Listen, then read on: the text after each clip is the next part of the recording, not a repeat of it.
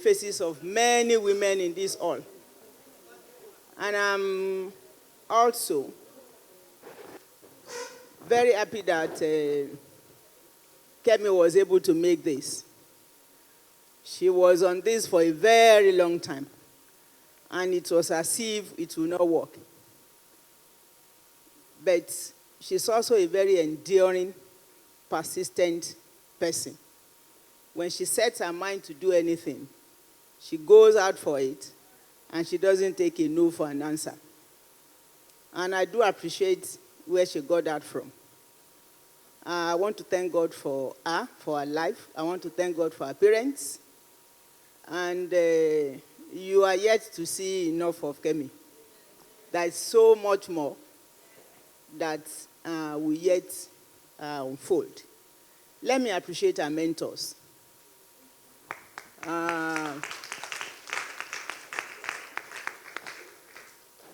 In recent times, we observe that even when you want to mentor, it may be difficult to get people to be mentored. And it takes a young person that is also resilient to be mentored by tough women. If you see anybody that has spoken with you, don't mind the soft-spoken words. If you are not strong, if you are not hard nut to crack, if you are not resilient, if you are not persistent, if you do not believe in yourself, many things will stop you. The first thing that will stop you is the fact that you are a female. You are coming in a background where everybody thinks that the female person is second in every other thing. And it takes much more work even to earn credit for what your male counterparts will get. You do more work, you earn less. And oftentimes, when I have to interact and counsel men, I ask them to just relate to me briefly how they spend their days. When do you wake up? What do you do from the time that you wake up? The time that you sleep? In the afternoon? What do you do with children? And until when you actually get many of them to get insight into the nature of womanhood, that's when they begin to appreciate that it is not cheap, it is not easy, it is not simple to be a woman. But I also can assure you that it could be quite fulfilling. It may be tough. It may be very, very tough. But it's important that from the word go, you must let your girl child know that she is not second-hand by any standard. If there's anything, the woman is perhaps more endowed. And I hear that every moment where I currently work.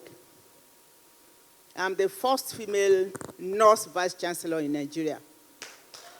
I did not plan for it. And I tell people that just like Adetola said, whatever you find your hands doing, do it as if it is unto the Lord. Because you don't know where God is preparing you for. And for every place that you pass through, it is God's prescription preparing you for where God is taking you. If you do not do it well, if you not do it right, if you fail to learn the lessons there, you may not get to where God wants to take you. And if you get there, you may not make a success of it because you have failed to learn the lessons that you needed to learn as you were growing up. And let me also tell you that you came from a poor background is not an excuse not to be successful in life. Perhaps all of us that are speaking with you But a few will have come from very rich backgrounds. Oftentimes, I tell people that I was not lucky to complete my secondary school, the school start that everybody talk about, because my parents were so poor and they couldn't pay my fees. So I missed 2 of my papers when I did my school start. For some, it will have been, that will be the end of it. But for the few ones that I did, I still made the 5 credits that I needed to be able to get going. So coming from a poor background is no longer an excuse for you not to be successful in life. Coming from a poor background is not an excuse to sell yourself. You only need one.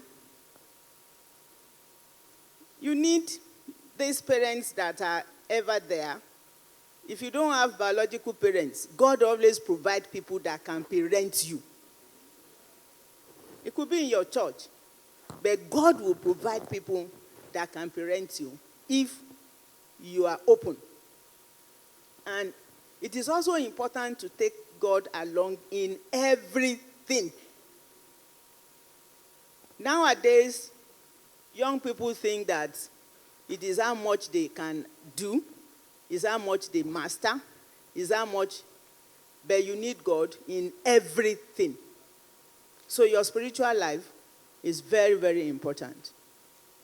We've talked about you should be resilient, you should have confidence in yourself, you should not play God in anything, do not sell yourself. It is also important not to be lazy. Many young people want to have things on platter of gold.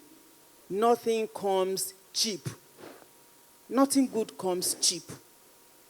You will spend time, you will spend yourself, and you also must give honor to whom honor is due. Because it is in so doing that people will remember, this person. You remember Adetola's, that simple thing that she shared with you. You only need one occasion for you to get that helper that God is going to use for you at any point in time. And KEMI will always say she has 2 masters. She has 2 PhDs. And you must plan to market yourself. I just told somebody that there is nobody that does one job on one business that is rich. Nobody. So if you're just looking like this, you're not looking at other opportunities around that you can exploit, you are going to be poor. You are not going to only to be poor in pockets, you are even going to be poor in your thinking, in your mind, and in your relationships. So, please expand your horizon. Read, relate, interact. Even what is not your primary area of interest, please find out more about how things are happening there. KEMI read Greek economics in school. But today, she's in the media. I'm sure if you call her back to come and talk about agri-economics, it will be about how do I make money from it? And that's the way to think. And wherever you are, please do not demean the female gender. Wherever you are, everybody may try to make you feel that, what do they have to offer? Distinct yourself everywhere, in anything and everything that you have to do. And it doesn't take so much. People will always say women talk too much. Women of nowadays, before you talk, you will listen, you will look, and you also will mind what you are going to say. Women don't talk, extraordinary women don't talk carelessly. And when Adetola said, I took myself up the social media, you must be able to regulate and control yourself. What is good for one person may not be good for another person. But the sky is so big and the world is so large that there is something waiting for you. So if you are going to be in academics, I'm happy that Korede's grandma that does not wear glasses all the time. I'm happy she comes from this background that all of you will say, I don't want to be a teacher. And I tell people that for people that God gives that ministry, it is a ministry.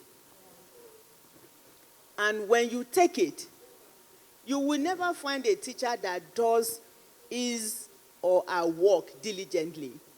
You will never find them in poverty or in wanting. There is a way God rewards people who serve him. So if you find yourself taking teaching as a ministry, as a job, please do it with diligence. Do it as if it is unto the Lord. For every child that you have a reason to reach, you account for that child at the end of the day. And children have a way of taking their teacher, even what their parents will say that they won't agree.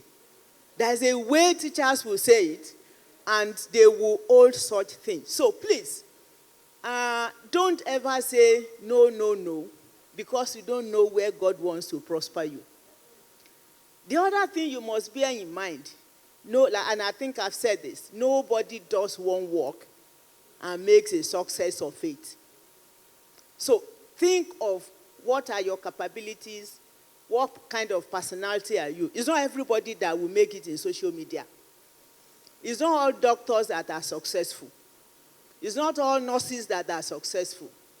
And it's also not every person that comes from a rich background that can even sustain the riches that they inherit. Right? So many of the successful people that you are seeing today perhaps came from very low to medium background. So please, whoever you are in this room, before you leave, tell yourself that you are going to make a success of your life. Wherever you are today, you only need determination. You need to be enduring. You need God, and you also need to manage your networks. Before you leave here, you already form a network. The people that are here, this is the world. You already form a network. And you don't know, the next person that is sitting to you may be the person God is going to send to you to take you to the next level. God will help all of us. But God is not a lazy God. God works for 6 days. And people say he rested for 1 day. But I know that the God that we serve never rests. He does not sleep, does not slumber. Take your cues from there, and God bless you.